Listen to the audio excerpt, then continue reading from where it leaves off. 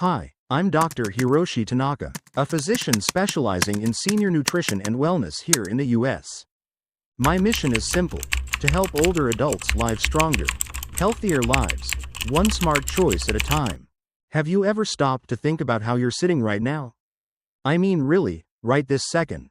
Are your legs crossed? Are you slouching into the chair? Maybe you're leaning forward, reading this on your phone? We don't usually think of sitting as dangerous. It's what we do when we're resting, relaxing, or taking a break. But what if I told you that a simple sitting habit, something you've been doing for years without noticing, could be quietly harming your body every single day? Welcome back to the Senior Health Podcast, the place where we uncover the hidden habits that shape how we age. Today's topic might just surprise you: sitting. But not just how much you sit. It's about how you sit. Because even if you're hitting your daily steps, going for walks, maybe even doing yoga twice a week, if your posture while sitting is off, you might still be setting yourself up for trouble. We're talking about things like weakening in your legs, restricted blood flow to your brain, and even an increased risk of cognitive decline. And the scariest part? You might not feel any of it until it's already started. As we age, especially after 60, our bodies become more sensitive to these seemingly minor details. The same sitting habits we've always done suddenly have bigger consequences. And today, with the help of one of Japan's most respected doctors, we're diving into what those habits are, why they're dangerous, and, more importantly, how to fix them. So before you get too comfortable in that chair, you might want to keep watching. This could change the way you sit for the rest of your life. The hidden damage of sitting wrong after 60. Let me ask you something. Have you ever gotten up from a chair and felt a little dizzy? Or maybe your legs feel heavier than usual, even though you've been active lately? You might think it's just age catching up. Or maybe you didn't sleep well. But what if the real problem is how you've been sitting? After the age of 60, our bodies start to change in subtle but important ways. Blood doesn't flow as freely. Muscle strength gradually fades, and the brain becomes more sensitive to even slight drops in oxygen. That means the way you sit, something you've done your whole life, suddenly matters a whole lot more. See, when you sit in a slouched or collapsed position, especially for long hours, it doesn't just feel a little uncomfortable. It physically restricts blood flow. It makes it harder for oxygen-rich blood to reach your brain. And that's a big deal. A long-term study out of Kyoto tracked seniors who spent more than 6 hours a day sitting with poor posture, hips tucked under, spine curved forward, even though many of them walked regularly or went to the gym a few times a week.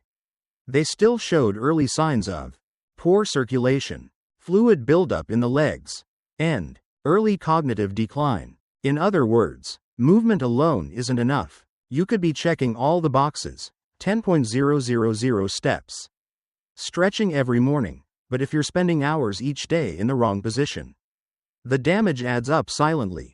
It's like watering a plant, but keeping it in the dark. The effort is there, but the conditions just aren't right. And over time, that quiet damage becomes real, visible, and hard to undo. So let's break down what exactly is going wrong, and how to fix it.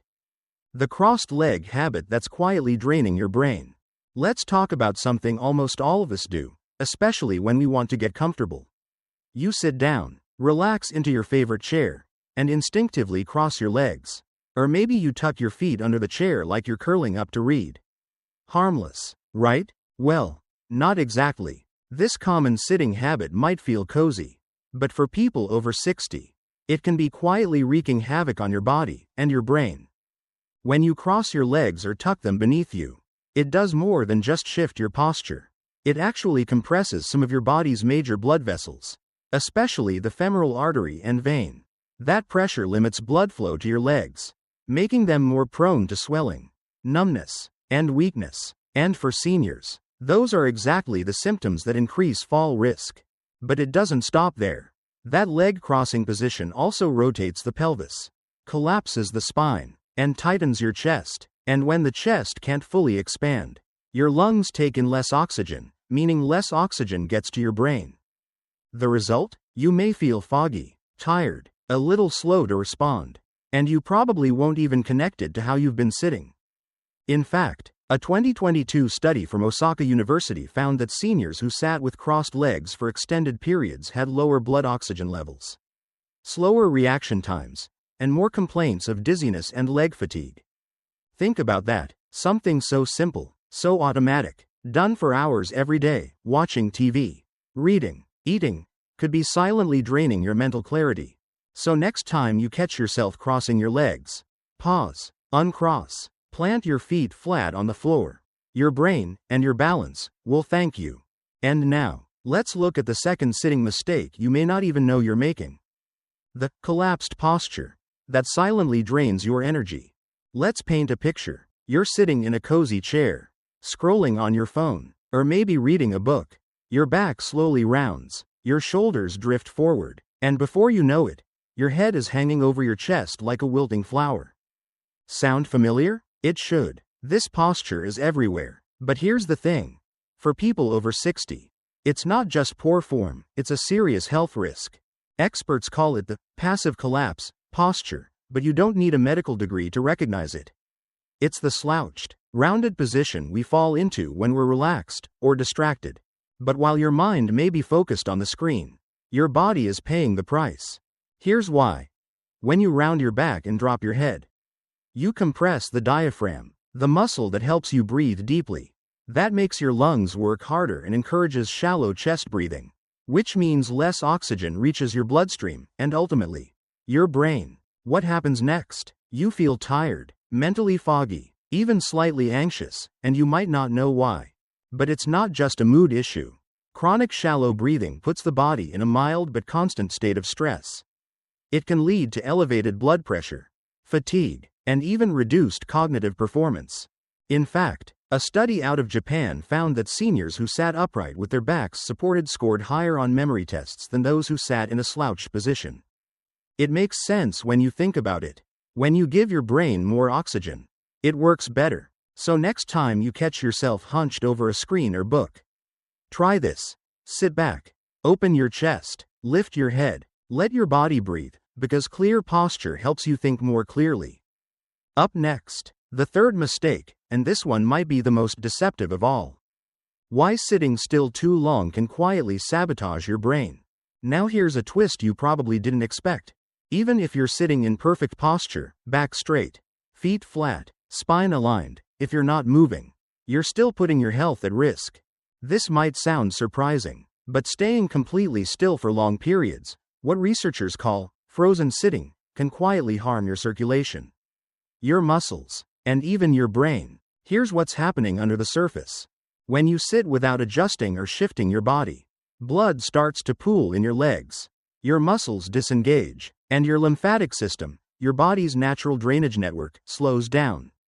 Even worse, your brain receives fewer sensory signals, which gradually dulls its ability to stay sharp and responsive. In one 2021 study from Tokyo Medical University, seniors who remained motionless in their chairs for over 90 minutes showed slower reaction times, weaker attention spans, and more cases of dizziness or disorientation when they stood up. And it's not because they were dehydrated or unwell. These were otherwise healthy individuals. The problem was just the stillness. We often think of sitting still as polite, respectful, maybe even meditative, but after 60, the body doesn't see it that way. To your nervous system, too much stillness means nothing's happening, time to power down. But here's the good news. You don't need to get up and run laps every 10 minutes. Even the smallest movements, shifting your weight, rolling your shoulders, wiggling your toes, can keep your systems active and your brain engaged. So remember, rest doesn't mean freeze. Movement is a form of nourishment. And after 60, those tiny shifts might just be one of the simplest ways to stay sharp, balanced, and energized. Now, let's take everything we've learned so far and talk about how to sit the right way.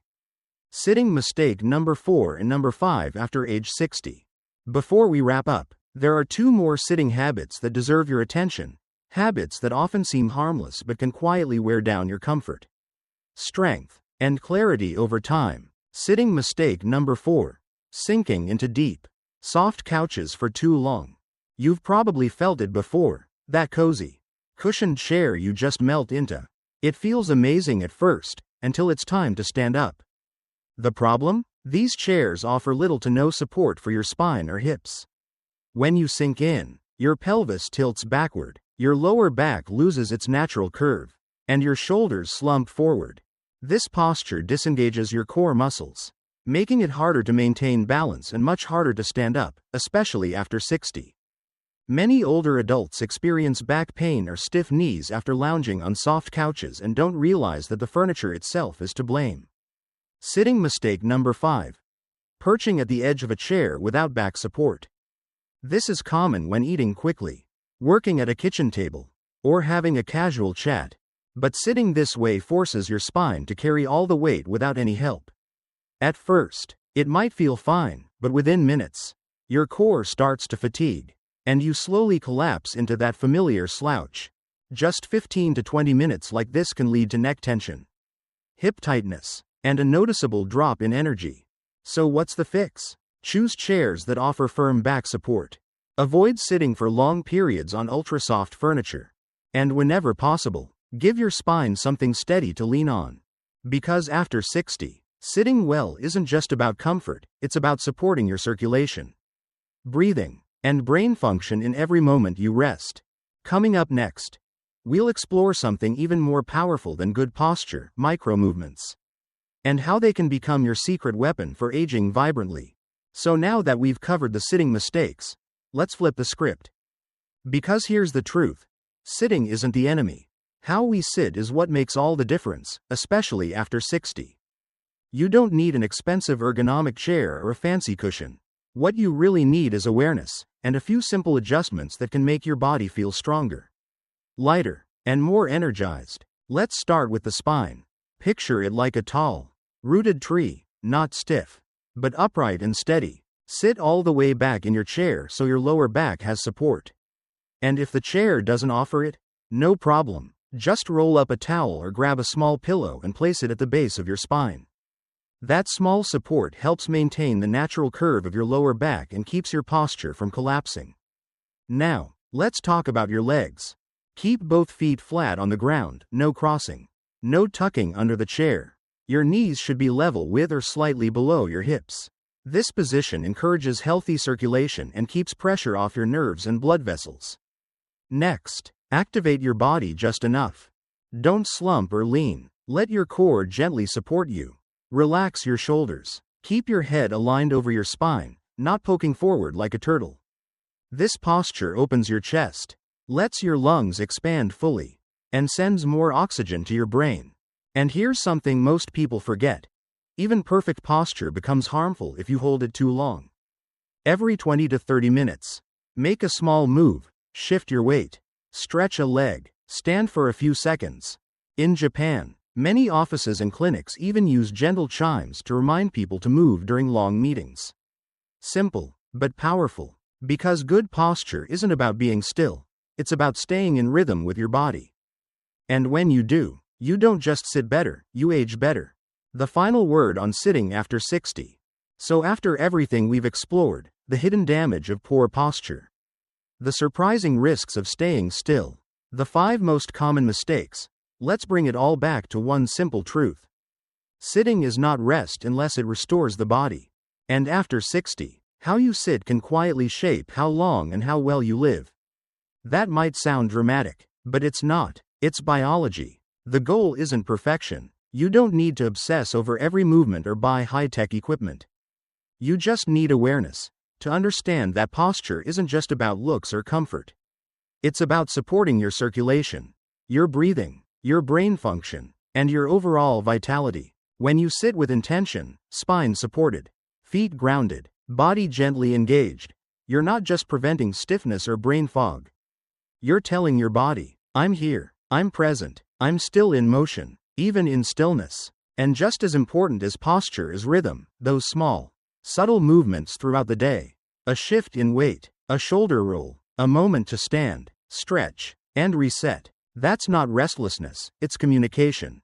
It's how your body stays alive, alert, and connected. Because aging well isn't about chasing youth. It's about working with your body, not against it. And that begins with the simple, powerful act of how you sit. So the next time you settle into your chair, Don't just ask if it's comfortable. Ask if it's supporting your breath, your brain, and your future. And remember, it's never too late to shift. Sometimes, one small adjustment can change the way you feel, not just for the day, but for years to come. Thank you for watching, and for choosing to sit just a little smarter today. And hey, if this video helped you see sitting in a whole new light, why not stick around? Hit that subscribe button and turn on the bell so you never miss an episode. We're here every week, diving deep into the small, powerful changes that help you age with clarity, strength, and purpose. Because growing older doesn't mean slowing down, it means getting smarter about how we move, breathe, sit, and live. So go ahead, subscribe now, and let's keep walking this journey together. Your future self will thank you.